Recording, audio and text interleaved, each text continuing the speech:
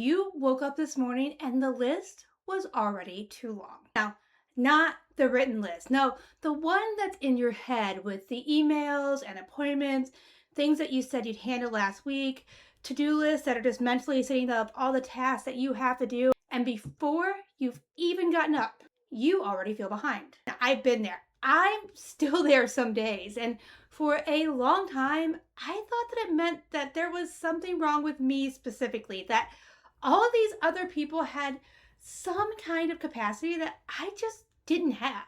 And here's what I know now, though, that feeling where you look at everything that needs to happen and your brain just stops, where you can't pick up something that's dark, can't make yourself move, or even figure out where to begin. It actually makes complete sense. It's what happens when your nervous system is already carrying more than most people realize, and more keeps piling on anyway. And if you're autistic, neurodivergent, or you've spent years navigating systems that weren't designed for you, that feeling hits faster and harder than most people around you will ever understand.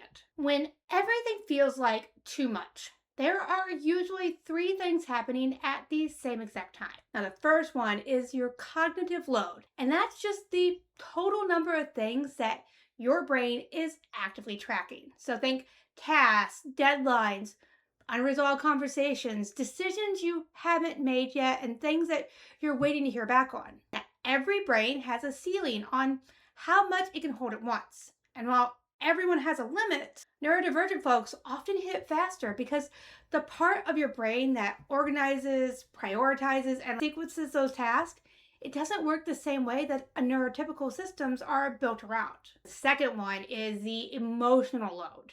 And most people don't even think about this one, but it takes just as much out of you. So processing a hard conversation, managing your anxiety about something coming up, holding on to worry about someone you love, your brain is just working just as hard on those things as anything else on your list. They just never make it onto the list, and no one else sees that work but you. Now, the third is sensory load. Now, some people's nervous systems are just more sensitive to what's happening around them. Noise, bright lights, a ton of people, and a bunch of movement. Being in that kind of environment is seriously exhausting. So by the time that you actually sit down to do the things on your list, you've already been working harder than most people have just to get through the day. And for a lot of neurodivergent people, all three of those things are happening at the exact same time every single day.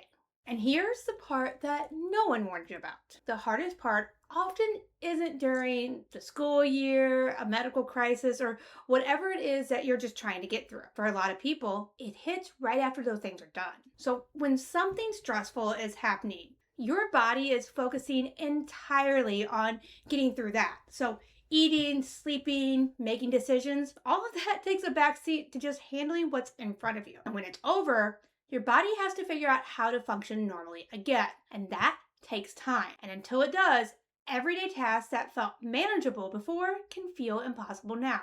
For neurodivergent families specifically, the school year is a long stretch of masking for the child, advocating, fighting for your kids inside a system that pushes back, and absorbing everyone else's stress on top of your own. And summer, it isn't a clean break from that either. It's when your body finally gets the message that it's okay to stop, and then it does. So if you hit summer and immediately feel worse instead of better, that's what's happening. And there are two things that tend to make all of that even harder to get through. Now, the first is that when you can't get started or you're falling behind, it's easy to start telling yourself that you should be doing better, that you should be able to handle this. But your brain is already tracking tasks, processing emotions, absorbing everything around you, and recovering from whatever you just got through.